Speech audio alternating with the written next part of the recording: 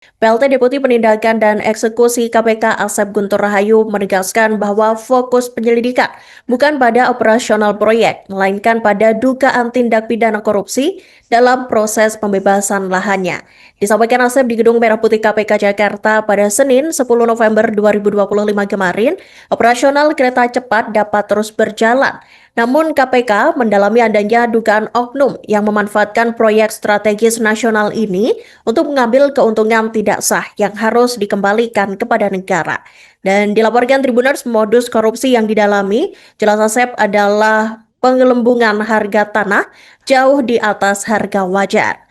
Lebih lanjut, Asep mengungkap indikasi serius bahwa ada tanah milik negara yang justru diperjualbelikan kembali kepada negara dalam proses pengadaan lahan untuk proyek WUS.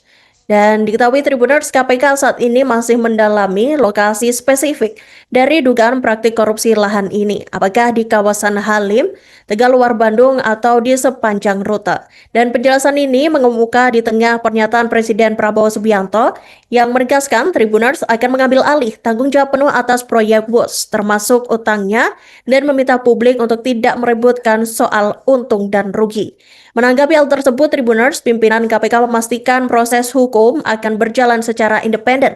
Juru bicara KPK Budi Prasetyo pada Kamis 6 November 2025 lalu menyatakan bahwa pernyataan Presiden Prabowo tidak akan mempengaruhi proses hukum yang berjalan dan menepis anggapan adanya intervensi. Senada dengan itu, Tribuners Wakil Ketua KPK Johannes Tanak pada Kamis 6 November menjelaskan bahwa penyelidikan bertujuan untuk mencari ada atau tidaknya perbuatan melawan hukum. Dan hingga saat ini, KPK memastikan proses penyelidikan masih terus berjalan pada tahap pengumpulan data dan informasi untuk menemukan setidaknya 2 alat bukti yang cukup sebelum menentukan apakah kasus ini dapat dinaikkan ke tahap penyidikan. Dan diketahui Tribuners, proyek kereta cepat Jakarta-Bandung atau WUS merupakan inisiatif dari Presiden Joko Widodo, Presiden ke-7 Republik Indonesia, yang mulai digarap pada 2016 dan resmi beroperasi pada Oktober 2023. Download Tribun X sekarang, menghadirkan lokal menjadi Indonesia.